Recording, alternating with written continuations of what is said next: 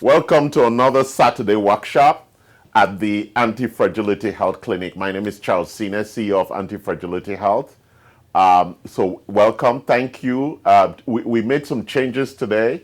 We're actually going live on Facebook rather than on YouTube. So if you're struggling to find us, please go to our Facebook link. And I think that's been sent out already. So check out on Facebook and you could find that link and you'll find us.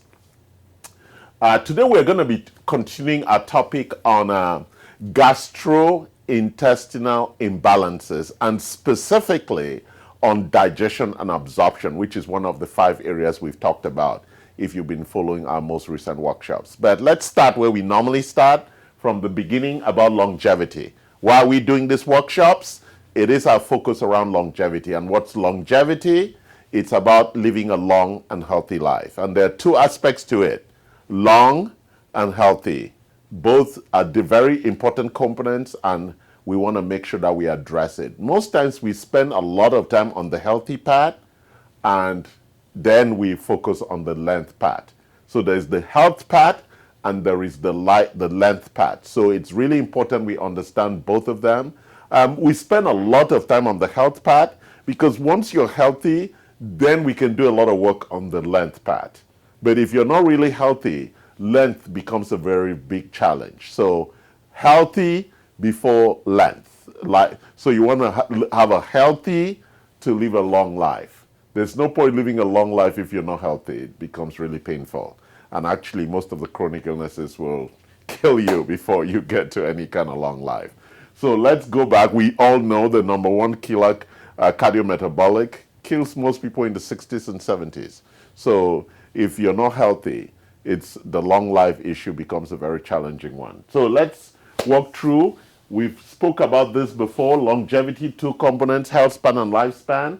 And what are the 3 drivers for lifespan and health span? Number 1 are the lifestyle choices that we make, healthy choices.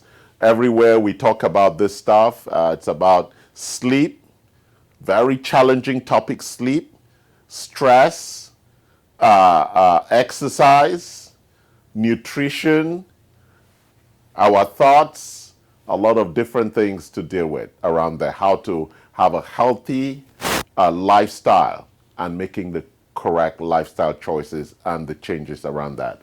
The second area are signals of imbalance. We need to pay attention because everybody is slightly different from the other person. So one person it may work for, but it doesn't work that well. So there's always checking with the data, or what we call diagnostics, to see where the imbalances may be and then taking action in our lifestyle to fix those imbalances. And so signals or the measurement, diagnostics is a critical part. That's why when you go to the hospital, they run labs. But we run labs on healthy people because we want to make sure that you fix the imbalances before you get sick. So we run a lot of labs regularly on healthy people to make sure that all the lifestyle recommendations we're making, plus the nutrient support for optimal nutrition, is going to allow you to make the necessary adjustments because it's the body that heals. And it's the body that would drive towards homeostasis. And when the body is in homeostasis, then it does repair, regeneration, and all the healing that's required. So it's really important you understand that managing these 2 things. But then, what drives that? It's a mindset. It's a mindset that says, I want to be healthy, I want to live a long life. That's the beginning. And then the curiosity around that will drive you to an understanding and knowledge. A lot of people complain that my workshops are very difficult and technical. I didn't design the body, God did, and if it is yours, you better understand it, rather than spend time learning things that are not important. This is really important. It is your body. It is the only body you ever have, and it is your life. So pay attention and learn it because it's going to give you a lot of benefits. Or, as in a lazy society, you could outsource it to the doctor and then believe in your doctor. That's your choice to make. Either you know it yourself, and therefore you always check what the doctor is giving you. You can confirm from your own research, or you just rely on the doctor that he knows best and he's going to take care of you, right? So that's a choice that's available in a free country to all of us. And all that information is available on Google, or you can always come to our website or visit our clinic and we will give you a lot of information. So let's look at the 10 signals of imbalance. This is really important because most of the work we're doing is really addressing these imbalances before they become a problem. That's the core of living a healthy life.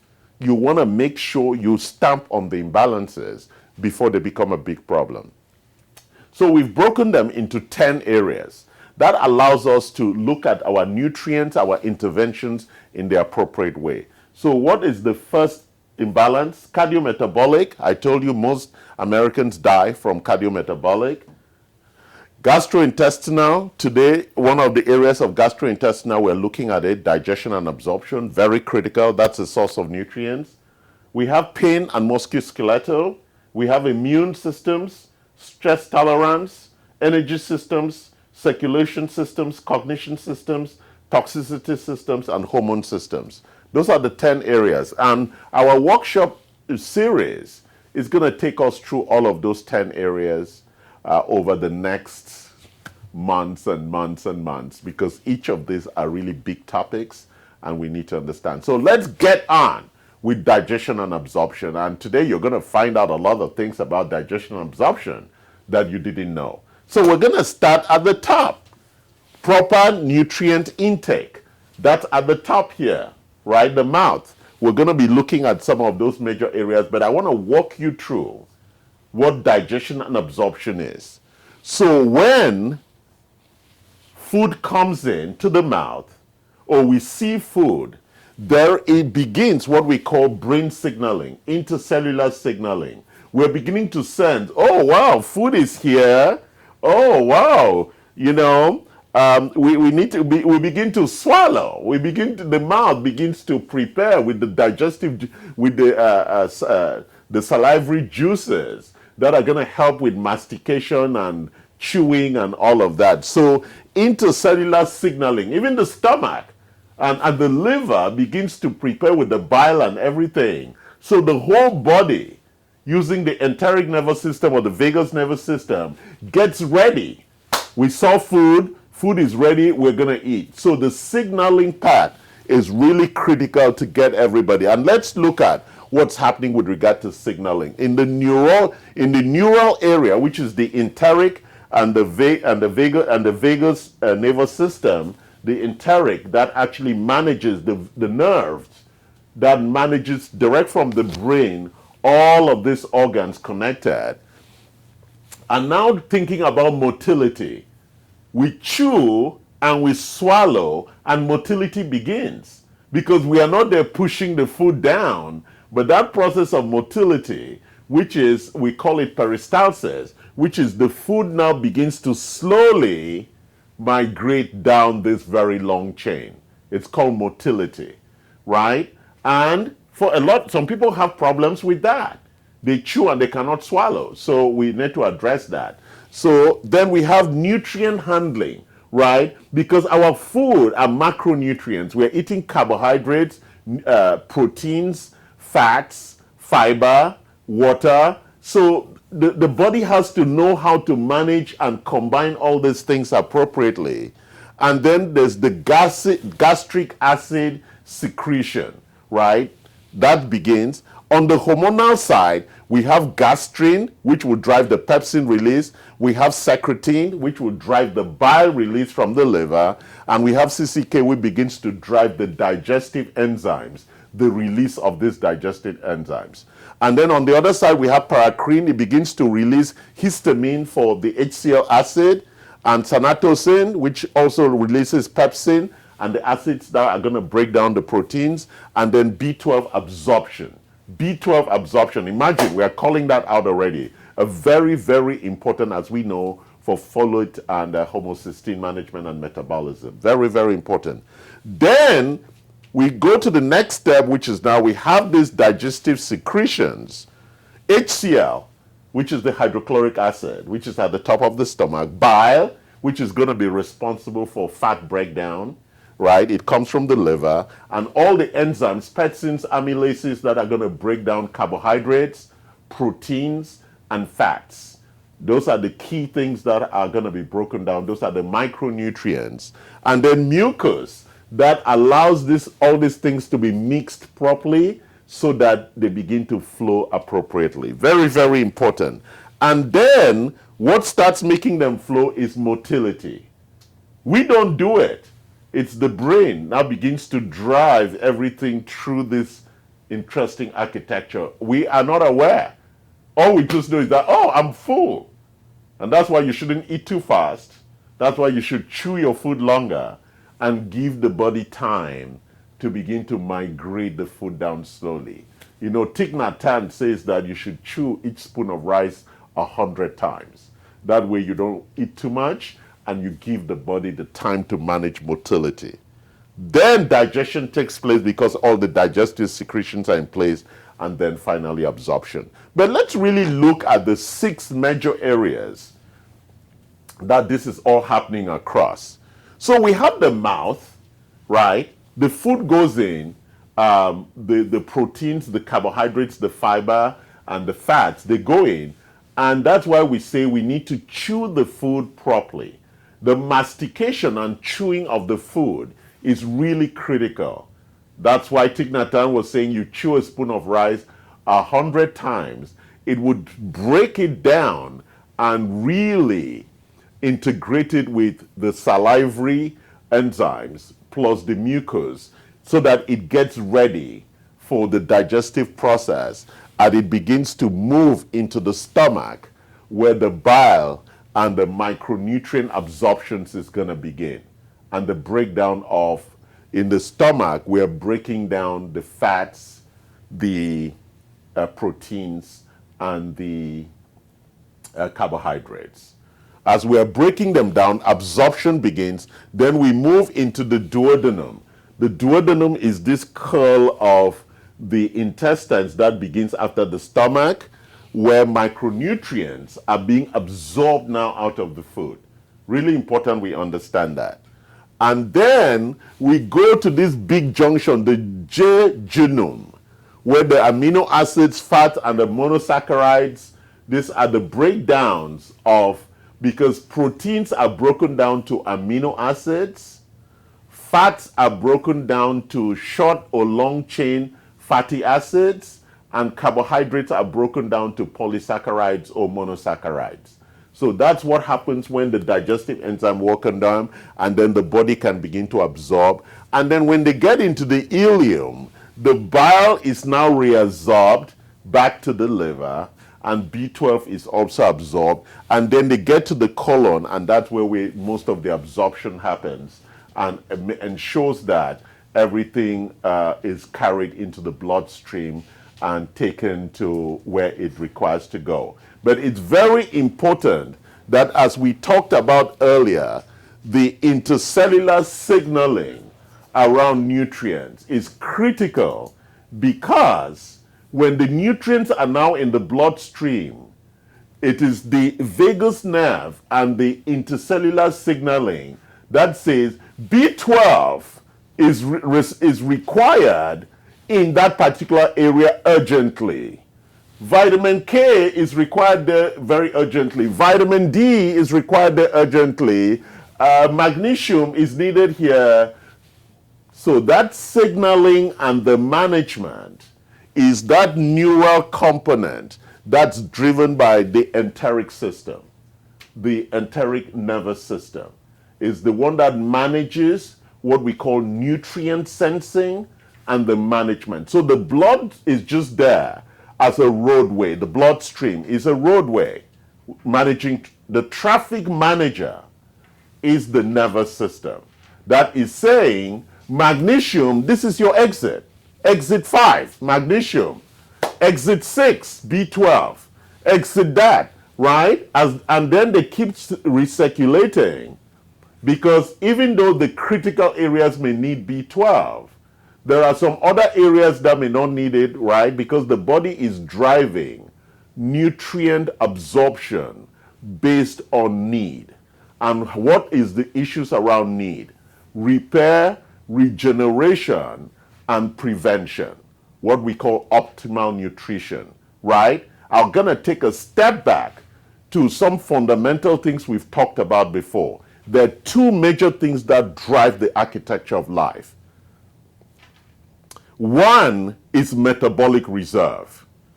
And it's important, I'm talking about the reserve before I talk about the action in front. So the extra nutrients are stored in the areas of the body where they're going to be needed if called into the bloodstream. For example, fats are stored in the liver because the effluent, what we call the fat effluent system, pulls fat out of the liver, breaks it down, and the HDL, the lipoproteins that carry the fats in the bloodstream. Don't forget the bloodstream is hydrophilic. It's water soluble. So if it's carrying fat, fats need protein for their carriage through a hydrophilic environment. It's really important we understand that. So that's why HDL are the big carriers. They are lipoproteins, and their job is to carry fat. So they are now carried to the area of need. So metabolic reserve for fats, for proteins, and for carbohydrates is critical because that's the storehouse of the body for when the body needs these nutrients, right? So it's really important that we understand that. The second area, which is really the critical area for life, is the physiological resilience. Really important that we get that. What's physiological resilience? It's the actual immediate use of nutrients for life. And let's give an example. How does that work? Say, for example, I'm getting ready to go for a run, right? What are the body going to need?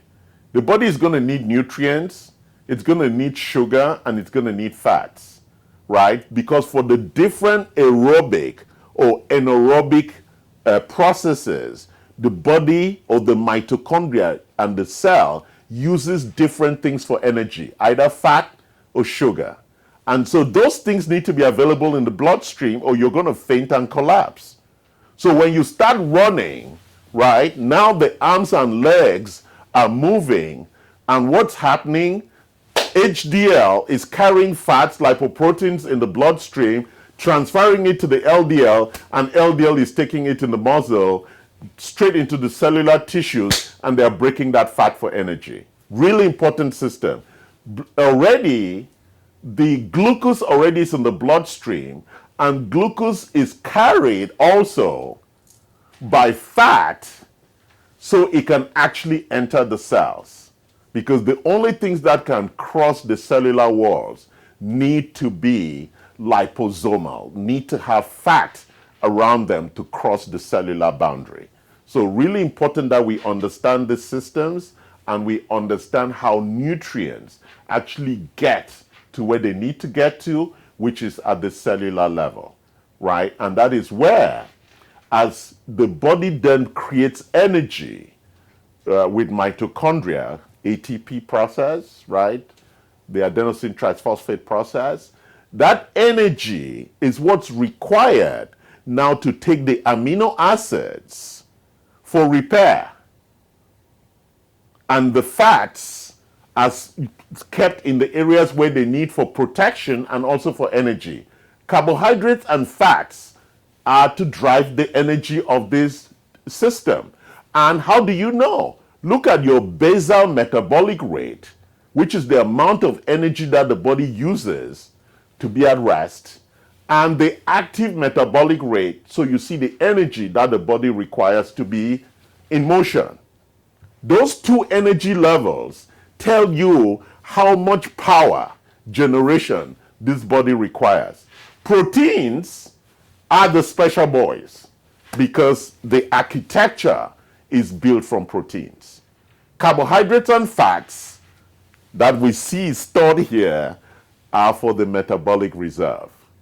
Because when man in the early days went from fast to famine, so the biochemistry has been built around physiological resilience. That means we have the nutrients right now available for use, and metabolic reserve, that we have the storage of these elements so that we can bring them to use as required. So a lot of people challenge me and say, why should I take supplements? Big, nice question to address those two issues. Because if the body doesn't have the right energy and does not have the right minerals, we get the core issue of chronic illness, which is protein misfolding. Protein misfolding happens because the things that the body needs is not available. So as it's assembling the amino acids to create proteins, it's misfolded, misshapen. And the misshapen is what creates heart disease, misshapen red blood cells that cannot do their job very well, white blood cells that cannot fight COVID. You know, the misshaping and the lack of performance of the protein architecture is at the source of chronic illness. And so when there is shortage of nutrients, that's what happens to the amino acids and proteins that are being formed. They are misfolded or misshapen, and therefore they produce lower performing cellular architectures, which cannot then do their jobs very well. That is the key reason why you supplement. In the old days, we grew up in geographies that we were genetically aligned to. And what I mean by that is that the foods and the animals and the sun and the moon and the rain was genetically aligned to how we had developed. When we move out of our geographic domain, genetic architecture, we suffer dysfunction. That's why there's a lot of dysfunction in the immigrant population. We suffer significant dysfunction because now we're out of rhythm with the biological, climate, weather, seasonal foods, nutrient availability. We are out of alignment. So most immigrants suffer from physiological resilience and metabolic reserve issues. That's why diagnostics are very important, and that's why supplementation is critical to get you up to optimal nutrition to support these long-term issues. So now let's talk about interventions. So one of the biggest interventions, because most people suffer from low hydrochloric acid in the gastric architecture, betaine HCl, lots of research around this with pepsin, which is the enzyme for breaking down proteins, complex proteins into amino acids.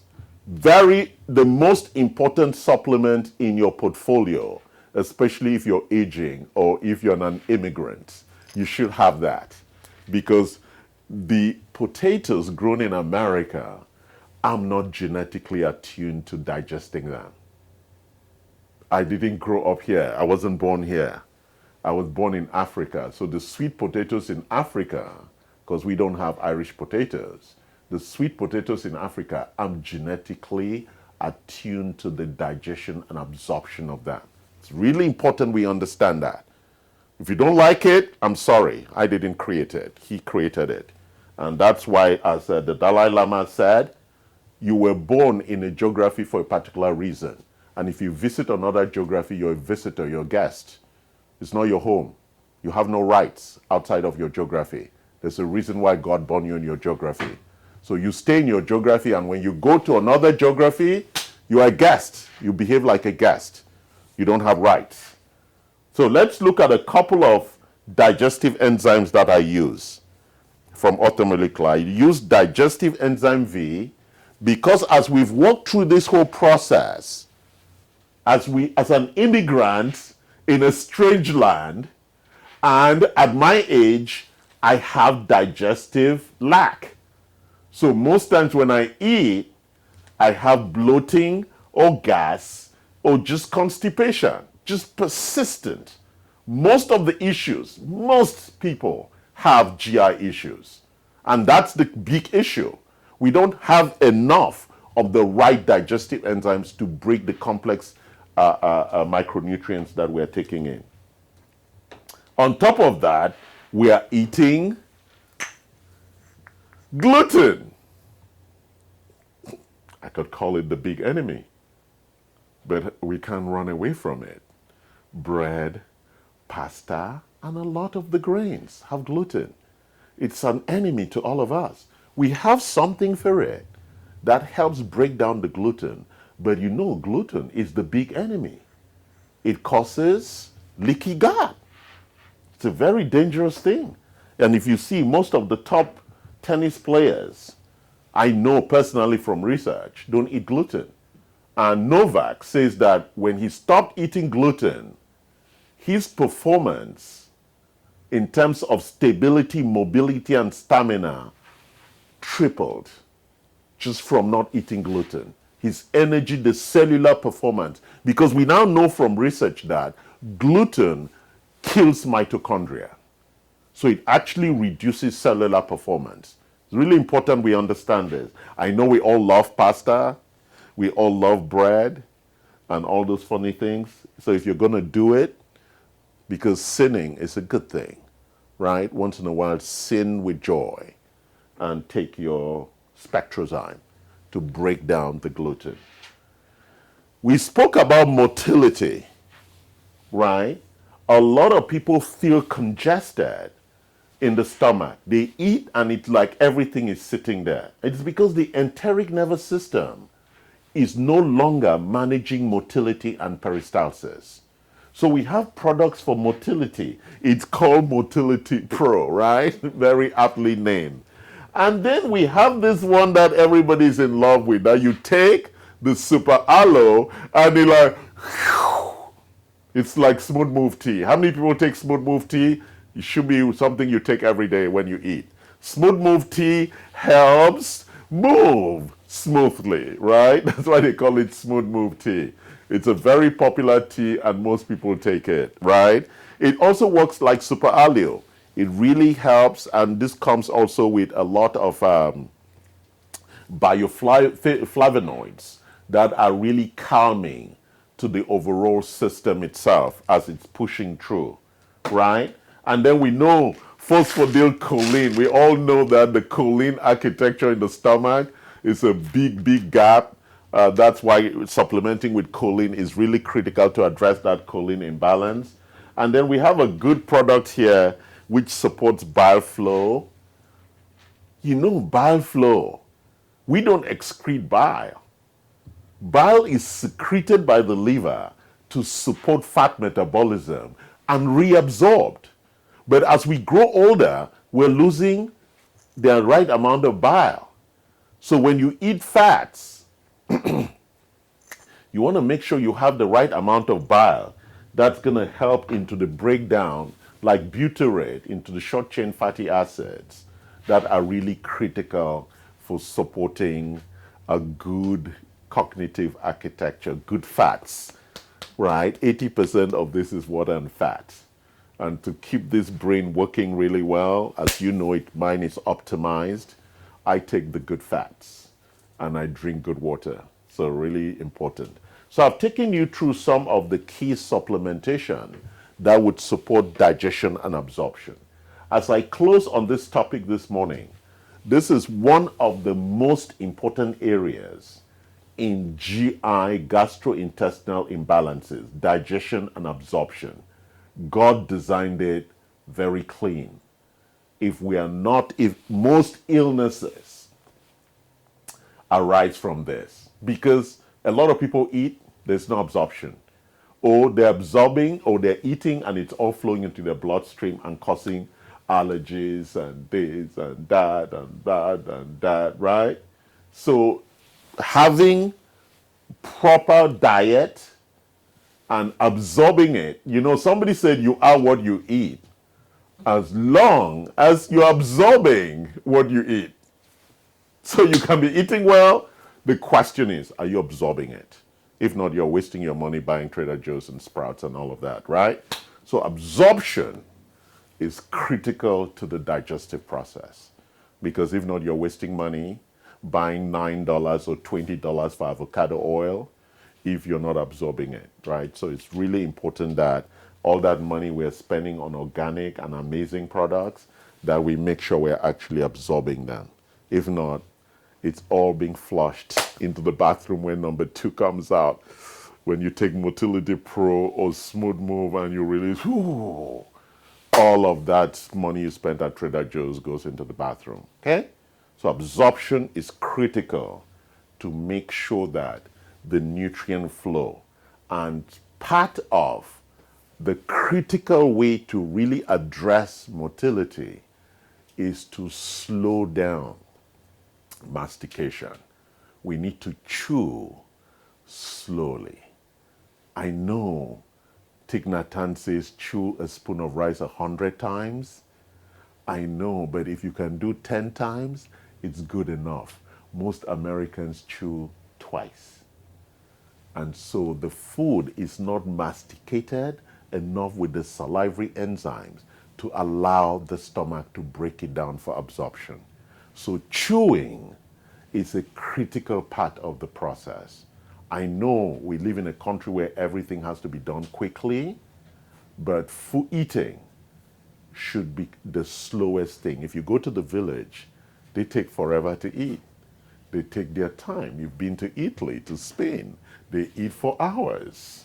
Here in America, it's a gas stop, refuel, and on the move. It's killing us. Eat slowly, digest your food, absorb, and we will solve a lot of these issues. Thank you for joining. Love us, like us, and join us again next week for another entertaining video on this series. Thank you very much for joining. Thank you for coming.